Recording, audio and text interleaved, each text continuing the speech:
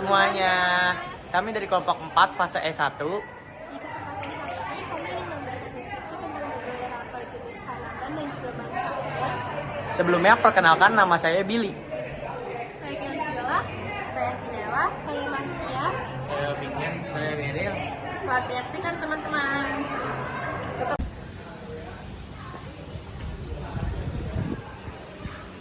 Nah teman-teman, tanaman yang pertama itu ada tanaman lumut. Tanaman lumut ini biasanya tumbuh di tempat lembab dan teduh. Tanaman lumut ini tidak mempunyai akar, daun, batang seperti tanaman pada lainnya. Tapi tanaman lumut ini mempunyai struktur yang disebut tanus.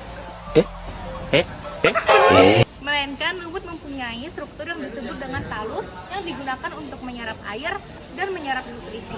Manfaat lumut itu yang pertama ada sebagai penahanan tanah, yang kedua ada untuk sebagai tempat tinggal makhluk hidup, dan yang terakhir juga ada sebagai sumber inspirasi untuk penelitian tanah. Lumut termasuk kategori dalam kingdom Plantae. Kemudian lumut mempunyai 3 klasifikasi, yaitu lumut tanduk, lumut hati, dan lumut daun. Selanjutnya adalah tanaman palem. Tanaman palem ini termasuk ke dalam famili Arecaceae. Areke sih woi, bukan Arecaceae. Kingdomnya itu Plantae. Tanaman palem ini sangat mudah untuk ditemukan oleh teman-teman karena tanaman palem ini tersebar mulai dari hutan tropis hingga padang pasir. Ada juga manfaat dari tanaman palem ini sangat banyak sekali, mulai dari membuat nyaman, terus atap rumah yang masih tradisional, dan juga kerajinan tangan lainnya. Beberapa spesies palem juga bisa dimanfaatkan daunnya sebagai sumber serat untuk pembuatan kertas, sebagai sumber bahan baku untuk pembuatan makanan dan minuman, yaitu seperti minyak kelapa sawit. Itu tanaman palem juga bisa untuk menjaga kelembapan tanah dan sebagai tempat habitat untuk berbagai spesies hewan. Selanjutnya ada tanaman sambang dara. Tanaman sambang dara merupakan tanaman yang berkhasiat racun yang berasal dari Cina atau Asia Tenggara.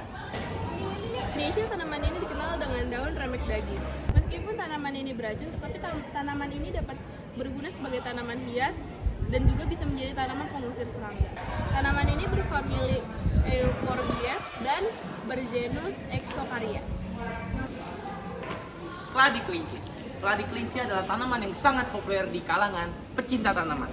Keladi kelinci ini ciri-cirinya adalah daun yang berbentuk seperti hati, warna yang berbeda-beda, dan pola yang berbeda-beda juga.